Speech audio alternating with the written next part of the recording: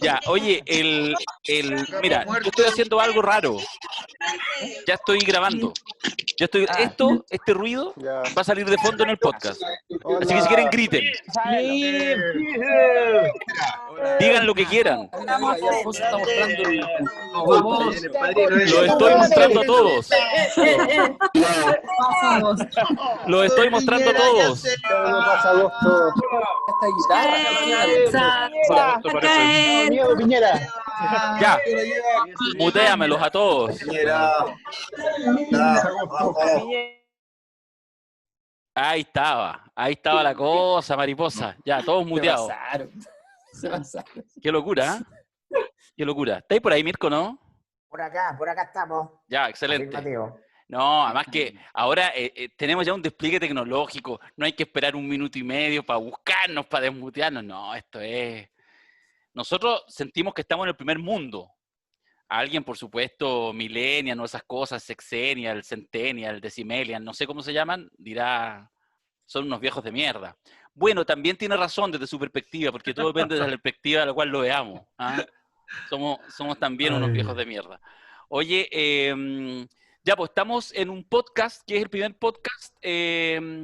Hemos hecho otros con público, pero más bien hemos hecho unas instancias como la premiación de los Padrino Awards y esas cosas, y después las compartimos. Pero esto es un podcast. Vamos a hablar, porque esta semana está como para todos los días en un podcast. De hecho, ustedes que son gente que está en la pasta, la mayoría de nuestros asistentes son gente que está en la pasta, digamos claramente, y nos escriben al WhatsApp. ¿Pasa algo? ¿Un flash informativo? De esos como de la cooperativa. Votación en la cámara. Y me llegan como 100 mensajes. ¡Darío! ¡Podcast! ¡Podcast! Y bueno, así que en este jueves santo, en este jueves de Cármenes, estamos con Mirko y con Alberto. Les pregunto de nuevo, ¿cómo están, muchachos? ¿Qué tal, Darío? Bien, pues bien. Muy Yo bien, conozco, voy a darle la palabra a Alberto, pero solo decir que conozco a Sergio Jara hace rato ya. Y por cierto es un periodista de tomo y lomo. No es el único periodista, hay otros periodistas que hacen investigación, que hacen cosas serias. Lo que pasa es que el periodismo más serio en Chile, el periodismo más inquisitivo, ha tenido que ser satelital. Entonces, por eso, este tipo de información no es información que esté en la primera plana o en la conversación de la agenda pública de manera cotidiana. Entonces, en rigor, yo no me sorprendí de nada de lo que contó Sergio, aunque maneja todos los datos técnicos. Yo alguna vez había más o menos escuchado todas esas cosas y también he leído algo, pero me sorprende cómo a la gente le sorprende que esto sea así. Los mexicanos tienen un dicho: político pobre, pobre político, ¿no? Y Lenin decía, el problema del poder es un problema de fuerza, ¿no? Es decir, nos extrañamos por qué en Chile no hay investigación sobre Odebrecht, por ejemplo, ¿no? Y Sergio dijo, ¿no? Durante Bachelet se cambió al director de Servicio de Impuestos Internos y al director jurídico de Impuestos Internos para cambiar la doctrina, justamente porque lo que se hace es proteger a la élite, pero particularmente dentro de la élite, a la institución presidencial. Quien tiene el cargo legal de presidente está blindado de cualquier cosa. Déjame decir que lo que está planteando Mirko, refiriéndose a Sergio, es, para poner en contexto, es que estamos en la mitad, iniciando la primera jornada del seminario, para preguntarnos si la roulette pasa, Piñera pasa a agosto, y se me pasa siempre. Si Piñera pasa a agosto, y estamos en la mitad, hubo una exposición, y voy a partir preguntándole a Alberto sobre eso, sobre la exposición de Mirko Macari, que estuvo una semana entrenándose musculándose y todo, y se fue de tesis hoy día. Y estuvo recién acompañándonos Sergio Jara, periodista notable, director de Mediadar con Interferencia, con el Víctor Herrera, que como trabajaron juntos, del Desconcierto, justamente, medios alternativos, pero más medios alternativos, ya no así medios alternativos como para abajo, sino alternativos para arriba, que están efectivamente construyendo formas distintas de comunicarse. Y bueno, mañana seguimos, ahí ya les contaremos, viene Hugo Herrera, Mario Leamón, Kerla Alematu, etcétera. Pero partió Mirko con una presentación bien interesante, bien maciza, que un poco se hace cargo de, no solo de Piñera, sino de la figura presidencial, entendiendo que hay algo, más profundo, incluso que la pura existencia de Piñera y que la coyuntura que vemos. A partir de, si estamos en la mayor crisis de los 40 años, como pusimos la convocatoria, o en realidad de los 30, pensando en el tiempo post-dictadura. ¿Cómo está ahí, Alberto? Bien, súper interesante porque claro, yo tengo preparado para mañana un trabajo que tiene que ver más que nada con la, qué sé yo, 15 años de distintos tipos de investigación que he ido haciendo donde obviamente Piñera aparece, entonces entender ahí ciertas cosas, pero a partir de la presentación de Mirko y también a partir de la presentación de Sergio, claro, uno empieza a armar un mapa que, bueno, que muchas veces cuesta, eh, uno siempre hay una cosa que los antropólogos hacen fantásticamente, me gusta mucho trabajar con recursos de la antropología, que es como encontrar opuestos que no son opuestos en términos de antónimos, son opuestos en términos de cosmos completos que se sedimentan, cristalizan o emergen desde allí. ¿Ya? Lévi-Strauss encontraba la distinción entre la miel y las cenizas, por ejemplo, como dos corpus completos, o lo crudo, lo cocido y lo podrido, como tres cuerpos completos que distinguen todo, toda la sociedad se puede analizar a partir de esa triada. Bueno, yo creo que las presentaciones que nos hace Mirko por el lado del tema de la institucionalidad y Sergio por el lado del mundo financiero, nos permiten abrir un gran mapa súper interesante que tiene que ver con algo que está pasando esta semana a propósito, y lo dejo enganchado, que ahí Mirko planteó la conversación, que también la estuvimos viendo en el taller, por ejemplo, que hicimos sobre élite política y económica, la distinción o la tensión entre Guzmán y Piñera. ¿Qué es lo que hace Guzmán? Ustedes miren una cosa súper interesante. Vayan y pongan en Google, cuando quieran, ahora mismo si quieren, ¿ya? 11 de marzo de 1974. ¿Ya? Ese día se presenta el proyecto de gobierno de la dictadura. El proyecto de gobierno. Cuando Pinochet dice el año 89 en una campaña comunicacional, misión cumplida, lo dice porque el proyecto presentado el 11 de marzo del 74, que luego se transforma en la fecha en la cual asumen los gobiernos, se cumple íntegramente. Y si somos honestos, se cumple íntegramente. O sea, esa estructura tiene que ver con Guzmán. ¿Qué piensa Guzmán? Lo que haremos, lo que promovemos, lo que prohibiremos. Eso es política, ¿no? La UDI nace con esta impronta. Esta impronta tiene que ver con dos elementos que provienen de los enemigos y un elemento que proviene de los muy amigos de Jaime Guzmán, de los admirados por Jaime Guzmán. Uno lo mencionó Mirko recién, que es el leninismo. La UDI entiende el leninismo y le parece una orgánica atractiva, una fórmula potente. En segundo lugar, Gramsci entiende la dimensión cultural del poder. De ahí la búsqueda de la UDI popular, la búsqueda de esa impronta. Como dice un gran director de ópera con el cual vamos a hacer de hecho un seminario, dice, los que mejor entienden de arte son los dictadores y por algo lo prohíben. ¿Ya? Entonces, eso es muy interesante porque mucha gente no entiende la importancia que puede tener esos recursos simbólicos. Y Guzmán tiene, obviamente, por el lado de su soporte, donde él separa, entonces, estas dos cosas que provienen de los enemigos y una cosa muy importante que viene de los amigos, que es el Vaticano, que es una fuente inagotable de sabiduría conceptual y una fuente inagotable de capacidad de negociación. El Vaticano tiene una serie de prácticas políticas muy brillantes. Allí donde tiene fieles no tiene para qué tener tantos negocios. Donde no tiene fieles tiene los negocios. ¿Ya? Ambas cosas son mecanismos de poder, no son mecanismos de negocios. Entonces, ese tipo de cosas, esa sabiduría la tiene, y bueno, y Mirko citaba a Francisco Javier Cuadra, que estuvo en el Vaticano y que aprendió mucho en el Vaticano, obviamente, conoce muy bien, entonces, él se transforma en un gran analista, que no puede ejercer aquello porque se dedica básicamente a la información privilegiada, digamos, desde el punto de vista político, entonces no puede ejercerlo. Entonces, ¿qué es lo interesante? Lo interesante es que uno mira a Piñera y Piñera es la ausencia total de proyecto. No tiene proyecto. O sea, esas fotos que puso Mirko, lo más interesante de esas fotos es que todas son fotos que él quiso tomarse. No son Claro. fotos que, oh, encontramos una foto que representa perfecto al presidente. No, es una foto que él dijo que lo representaba perfecto. Y que él seleccionó dónde y cómo tomársela.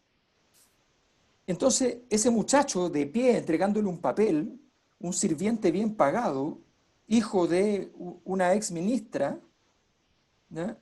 Es una foto que él pide, con esas carpetas, ¿ya? Con la figura de O'Higgins a la espalda, eh, Es un con todo inserto, eso. es un inserto. Es un inserto, claro. Entonces, y él pide que esté ese muchacho que se cuenta que además es el último en irse la moneda junto con el presidente y que siendo un analista más bien de carácter internacional, Piñera tiene tiempo para estar en medio de todo esto analizando el tema internacional. Él cree que en esa confusión de elementos que intenta meter en esta composición, esta curatoría, él cree que hace algo. Mm. No entiende absolutamente nada. Lo que hace en Plaza Italia, o sea, todo eso revela el personaje. Yo creo que lo más interesante es que, de alguna manera, lo que piensa Piñera, y aquí está el punto que quería marcar simplemente, es que mientras Guzmán dice lo que haremos, lo que promovemos y lo que prohibiremos, Piñera piensa siempre, ¿y qué me van a hacer? ¿Qué me van a hacer? Conozco no uno, no dos, no tres, 60 casos, con nombre y apellido, desde grandes empresarios, grandes ejecutivos, grandes intelectuales, gente con mucho prestigio que no se prestaría para periodistas súper importantes, que te cuentan la misma historia de distintas maneras sobre Sebastián Piñera. ¿Ya? O sea, en reunión de directorio de una empresa, de un conglomerado muy importante, en ese momento yo creo que era el más grande de Chile, en reunión de directorio, en la época sin celulares, pide el teléfono prestado en la misma oficina del directorio para llamar por teléfono y pedir que compren acciones en ese instante de la decisión que se está tomando ahí.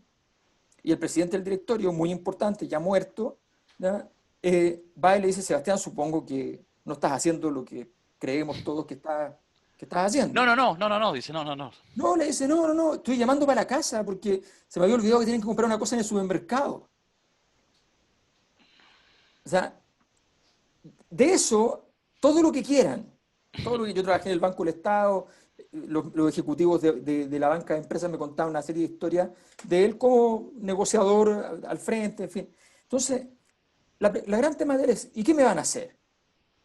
¿Por qué? Porque él entendió una cosa que la dijo en una conferencia que dio en Estados Unidos en el 2010, si no me equivoco, y que misteriosamente la otra vez la busqué y la encontré, y ahora la busqué y no la encontré, ¿ya? Y puse la misma búsqueda, pero bueno, veré, ¿ya? Que era una conferencia donde él decía que que el primer emprendedor había sido Adán porque había hecho algo que estaba prohibido. ¿Ya?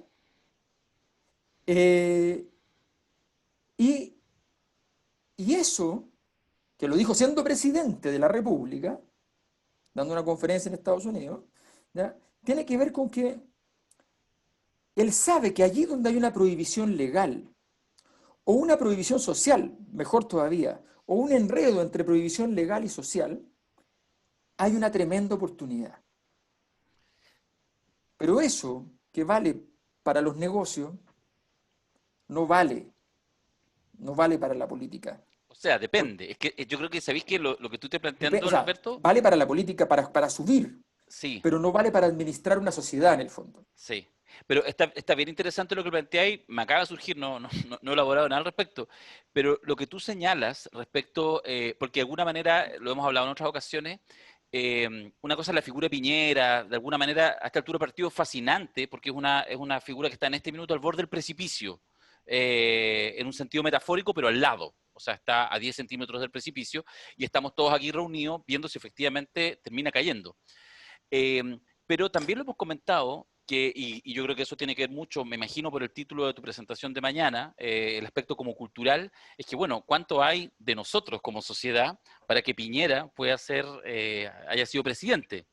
Por lo tanto, de alguna manera hay ahí una identidad en que seguramente en parte también nos reconocemos. O sea, esta lógica de hacerla pasar, de salvarse solo, etcétera, como un personaje, además ladino, igual simpático, esto de la piñera y cosas, que uno dice así, es un pasivo y termina siendo un activo, porque efectivamente hace que la maldad profunda, compleja, pase, digamos, como una cosa del guaso ladino. O sea, la piñera y cosas podría ser esa imagen 100 años después. Bueno, entonces todo esto, que también nos habla y que es un espejo al cual mirarse, yo creo que lo que está pasando políticamente ahora, más allá de lo que específicamente pase con Piñera, a propósito de lo que decía ahí ahora, puede ser súper interesante, porque también puede ser una oportunidad para como sociedad mirarse en ese espejo y para eventualmente quizás construir un momento en que la sociedad chilena se mire su interior y sea capaz de contar una historia que ojalá no sea que ganaron los malos, porque hasta ahora ganan los malos. Hasta ahora hay que ser zorrón para triunfar en la vida. Sería interesante que al menos lo que pueda pasar en los próximos meses genere un nuevo relato, que después edulcorado como son todos los relatos y los mitos fundacionales, quién sabe, quizás estamos construyendo el mito fundacional para este siglo XXI que recién amanece. No sé si me puse muy poético, Macari. Claro, si la pregunta la hacía alguien ahí en el chat, bueno, después de ver todos los antecedentes de Sergio, ¿por qué ganó Piñera? ¿No? ¿Por qué ganó Piñera dos veces, no una? ¿No? Y bueno, yo creo que efectivamente lo menos relevante es la persona de Piñera, su historia, porque aunque no se manejara todo el detalle, en buena parte los lectores conocen, saben que Piñera siempre ha jugado al límite, lo del Banco de Talca fue público, en fin, no es simplemente el relato de un empresario, es un empresario, en rigor, no es un empresario, Un es especulador. un especulador financiero, y expresa el espíritu que nace en los 80 en ese sentido, es nuestro gordo muñeco. Y es muy coherente su figura con la historia de su persona, con la historia del ciclo político y económico chileno, ¿no? El auge, ascenso y caída de lo neoliberal no es el del capitalismo, no son lo mismo. Neoliberal implica, es una visión economicista de la sociedad y sus estructuras políticas y sociales, llevar las reglas de la economía a nuestra sociedad, y a la vez es el momento histórico en que el capitalismo pasa a una fase de casino. Se acaba el capitalismo productivo, el empresario que es dueño de una fábrica que hace cosas, y el dinero se hace en función de sí mismo, y se realiza la globalización financiera. Y Chile anticipa y adelanta y es un productor exitoso de globalización financiera, de una élite, la de Sanhattan, que es financiarización. Y el gran negocio hoy en día, en duda, no es la economía productiva con la caída de la FPE, es la caída de Sanhattan, de la especulación, es dinero fresco para el dinero que se hace desde el dinero, nuestra capitalización individual, no para la economía productiva propiamente tal. Bueno, todas esas cosas en términos de mirada macro de estos 40 años son muy relevantes. Y yo sigo sosteniendo, ¿no?, que finalmente ese diseño de orden político entroncado con nuestra historia, con la tradición autoritaria, vertical, de esta figura salvífica, nuestro conductor, nuestro patriarca, el presidente o la presidenta, lo que El Big sea, pero Boss.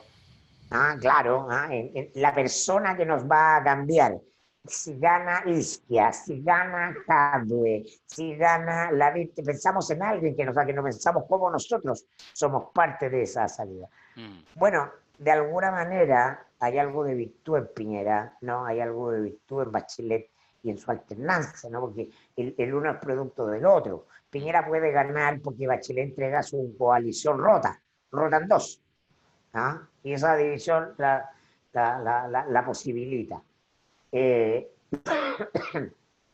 y Bachelet en un inicio, ¿no? La primera señal el año 2006 de que el modelo, este modelo vertical de presidencia empieza a agotarnos y estamos buscando otra cosa.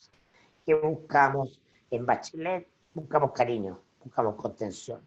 ¿Qué buscamos en Piñera? Buscamos plata, buscamos ganar, ¿no? Y alternadamente estamos haciendo ese tránsito hacia algo distinto, pero que viene de una estructura vertical donde entregamos el poder a otro a buscar quién nos representa, ¿no? Y entonces está, finalmente, Dios nos juega los dados, hay algo de coherencia, hay algo de orden, ¿no? En este tránsito. ¿No? Esta crisis es una crisis necesaria, parece caótica y a muchos resultará angustiante, ¿no? Pero finalmente es necesaria porque crisis es, ¿no? O significa oportunidad, ¿no? Entonces, la crisis nos permite confrontarnos a nosotros con lo que queremos para adelante. Si finalmente Piñera da lo mismo lo que haga, ¿no? Es que de Piñera no queremos más, justamente como dices tú, ¿no? Oye, y queremos que sea esto para adelante. Pero así como en la chica, ¿usted cree políticamente que el Senado tiene margen ya para echarse para atrás o ya esto ya la leche está casi cocida y efectivamente se va a aprobar sacar el 10%? No, sí, el problema es más bien la estupidez de intentar ahora, o sea, si el Senado se echa para atrás, el gobierno tiene más probabilidades de caer De caer. que si no se echa para atrás. Así que es absurdo, o sea, están luchando por destruir todo, porque no logran encontrar un repertorio estratégico, táctico, inteligente, no encuentran... Si el problema es ese, o sea, Salvo que venga el veto, salvo que venga el veto. pero es que es lo mismo, o sea, ¿cómo vas a hacer una cosa así? Si es que no se puede, si es que No se puede. es un problema de, o sea, la cuestión formal es una cosa. Es de fuerza. El problema es de fuerza. Mira, yo les voy a mostrar un ejercicio súper simple, ¿ya? Este es el Mercurio de hoy día. Las portadas del Mercurio siempre son obras interesantes, ¿ya? Aquí hay dos personas que trabajaron en el Mercurio entre los expositores del día de hoy, así que conocen bien aquello. De hecho, en la oficina, cuando uno va al Mercurio, hay una oficinita para esperar y qué sé yo. En esa oficinita está la portada del día en que cae la Unión Soviética. Y es una obra, así, pero... Con Alberto hemos estado en esa oficina esperando una vez, tú has estado varias veces, yo he estado un par nomás, esperando, me acuerdo, no sé si una editora que nos recibiera, y estuvimos entonces un rato solos en esa oficina y pudimos acercarnos y ver esa portada. Es realmente impresionante. Extraordinaria, es una obra de arte. Sí. Y por ejemplo, ¿qué es lo que está diciendo el Mercurio de hoy? Que el Mercurio ya casi no dice nada, o sea, el Mercurio está hablando de un medio totalmente caído en términos históricos, o sea, está muy, muy mal. Pero aún así la portadita tiene su gracia, la imagen siempre es muy importante, más importante que todo en la foto. ¿Ya? Hay dos fotos con Pamela Giles. Ya eso es una señal. En las dos fotos, Pamela Giles es una especie de imperio del caos al interior de la sala. ¿Ya? Es la ganadora del momento. El Mercurio la quiere poner como la ganadora del momento. Me acordé de una ley del Padrino. ¿Ah? Me acordé de la ley del Padrino. Una ley del Padrino que dice: no hay poder en el caos. El caos es el poder del lumpen. Esa es la ley del Padrino. Y por eso, muy bien, porque además tenemos acá abajo que apoyo decisivo de los oficialistas en la jornada más violenta desde marzo. ¿Ya? Está buena. Entonces, hace clic completo, ¿ya? El proceso para poder entender esto. ¿Qué es lo que está diciendo el Mercurio? ¿Ya? Simplemente está diciendo, lo voy a poner con una frase, ¿ya? Que es muy sencilla.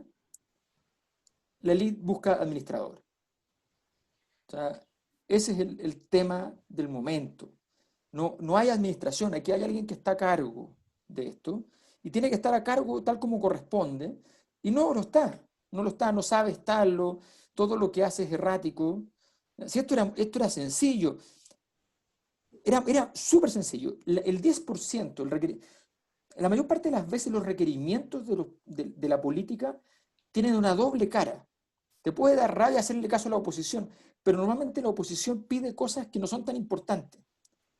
Si Piñera hubiese dicho que sí al 10% y que el gobierno apoyaba completamente porque había hablado con el FMI, con el Banco Mundial, con todo el mundo y que todos habían dicho, ¿qué le parece esto como una medida excepcional porque tengo estos problemas? Y todos me lo han aprobado y todos me han dicho que sí porque además se entiende la situación, es una situación excepcional, la situación es excepcional por una única vez en muchas décadas en todos los países del mundo, se acepta. Y la excepción confirma la regla, y es que los fondos no se tocan. Haciendo lo que está haciendo, lo único que ha logrado es que entre agua a la sala de máquina, y está haciendo que esta situación se convierta en una cuestión imposible. Creo que es evidente que el gran tema, y por eso hay un dato que Mirko hablaba de la crisis del 2013 de la derecha, que hizo un profuso análisis de ella, hay un dato que yo destaqué en enero, y es que el 2013, cuando la derecha estuvo en crisis, resulta que se suspendió una vez la encuesta CEP y se suspendió la entrega de los resultados presidenciales de la siguiente CEP. Se entregó la CEP, pero sin los presidenciales. Y el mismo año se suspendió la DIMARC. Se suspendieron las dos encuestas principales que habían. Bueno, lo interesante es que en enero la encuesta que marcaba a Piñera 6% se entregó. Y eso es muy interesante porque el 2013 además esto significó salida del director histórico del CEP, que había fundado el CEP, que había conseguido la plata para el CEP, que lo había gestionado maravillosamente, que Arturo Fontaine, que le había dado la seriedad que requería. Entonces, donde el CEP en un momento que ni siquiera parecía una trinchera, sino que efectivamente parecía un espacio. Bueno, todo eso se cerró en el 2013. La pregunta entonces es, ¿por qué en enero del 2020 eso que estaba cerrado se abrió? Buena pregunta. Buena pregunta. La gente tiene, yo quiero ir con Mirko, porque Mirko es el que pone ahí el que se la juega, digamos, ¿ah? Que entra, que saca el oráculo, que saca la bola de cristal. Yo siempre he defendido tu tesis, Mirko, la tesis que enarbolaste con claridad, y hay además documento auditivo al respecto, el 19 de octubre, cuando veías, lo dijiste así, helicópteros acercándose a la moneda para rescatar al presidente, jugando con la imagen de la Rúa del 2001. ¿Tú sientes que, porque a ver, lo que yo suscribo de esa tesis completamente, pero completamente, es que la autoridad presidencial cayó y que efectivamente es claramente el fin de una época? De hecho, el otro día planteaba que probablemente incluso entronque con la discusión constitucional, en términos que los últimos dos gobiernos han estado más tiempo en desgobierno que gobernando. Y eso no deja de ser un tema que hay que pensar, digamos, si efectivamente el régimen presidencial se sostiene en tiempos tan interconectados como los actuales, como los contemporáneos, con opiniones tan dinámicas, y por lo tanto hay que comprarse un sapo porque alguien sacó el 25-30% del apoyo ciudadano, que es lo que saca alguien cuando saca el 55-60% de las urnas, es eso, 25-30% de las personas. Si hay que comerse ese sapo durante 4, 5, 6 años, sencillamente porque son las reglas del juego. Cuando al año, como el caso de Bachelet, ya estaba muerta políticamente, o al año y medio Piñera. Entonces, pero en ese contexto, yo suscribo la tesis porque creo que está cumplida, ¿ya? Porque el hecho que hoy estemos ya no solamente nosotros como un grupo loquito, sino que en el conjunto de la sociedad chilena preguntándose si es razonable que Piñera pase, digamos, que termine el fin de su gobierno, y se mira a octubre básicamente como una fecha que puede ser muy decisiva, creo que está cumplida, pero el tema de la literalidad, de si efectivamente hay sucesión presidencial antes de marzo del 2022. ¿Tú, Mirko, crees que efectivamente eso está más cerca, o crees que a esta altura el partido es irrelevante? No, es muy, muy relevante. Tiene que ocurrir ante nuestro ojo para que se cierre el ciclo. Tiene que ocurrir aquello que en Chile marca los cambios de ciclo. Y que un presidente no logra terminar su mandato. Eso es lo que traté de demostrar. Un ciclo político se cierra cuando el presidente no tiene la capacidad, no tiene la fuerza, no tiene el poder de sostenerse. Hasta el minuto, Bachelet flotó simplemente por una condición personal que tiene ella de que le adecua mucho el cargo de jefe de Estado, que es decorativo y renuncia a los gobiernos. Y entonces rápidamente en su primer y segundo gobierno entrega el gobierno a otro, en este caso a la concertación, a dupla, a equipo. Ella juega bien ese juego, no se complica. No, entonces el sistema opera para blindar de investigaciones de corrupción, en ese caso, financiamiento irregular de la política. Pero Piñera tiene un problema grave, ¿no? Que él no es capaz de jugar ese guión, que es la posibilidad única que tiene de llegar al final de su mandato, que es resignarse a ser simplemente un jefe de Estado. Y como además es torpe ser un jefe de Estado en ausencia. Francisco Javier Cuadra me decía la posibilidad que tiene Piñera es que deje los decretos firmados, es decir, que se conforme un gabinete de gente poderosa, de gente con peso político, que exprese un arco político más grande que el de la mera derecha, que entre gente de otros mundos, etcétera, y ahí haya un cierto acuerdo de conducción del buque, donde otros tomen las decisiones. Y el presidente vaya a las ceremonias que tiene que ir, a los hitos, 3 o 4, se vaya para su casa y deje los decretos firmados. Esa es la posibilidad concreta, fáctica, de que Piñera termine su mandato. Conociéndolo, él choca con no ser el jugador que tira el córner y cabecea y hace el gol. Como dice mi amigo Vinicio Navarrete, ser la novia en todos los matrimonios, ser la guagua en todos los bautizos. Estamos exactamente en el escenario contrario. Ser el Mirko en todos los podcasts. Los gobiernos, exactamente, ¿no?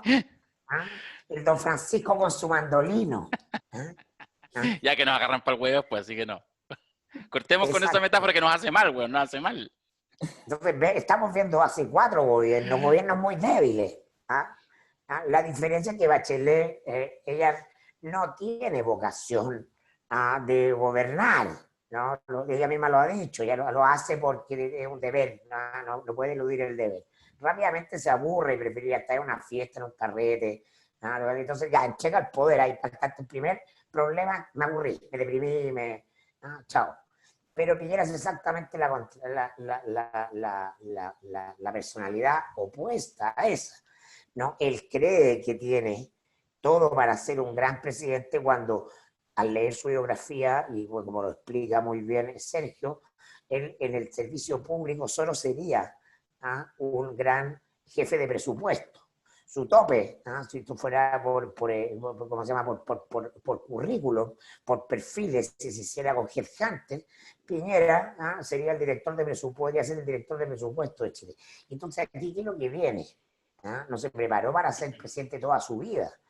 Él es un gran hombre de negocio. Uno podrá enjuiciar éticamente si está al límite, si no, pero en eso lo hace muy bien. Y todos lo reconocen. Tiene una gran inteligencia financiera, sabe acumular plata. ¿Por qué tan política entonces? Porque necesita el cariño de sus padres. Y sus padres le repitieron en la casa que uno puede dedicarse a muchas cosas en la vida, pero lo que realmente valía era el servicio público. Y como Sebastián Piñera, ¿no? Es tributario afectivamente, sobre todo de la figura de su padre. Su padre, que era un personaje excéntrico, que tuvo una enfermedad, era bipolar, está muy bien resaltado en la biografía que acabo de leer, ¿no? Era un personaje divertido, era un personaje coloquial que no era malo para las lucas, era malo para...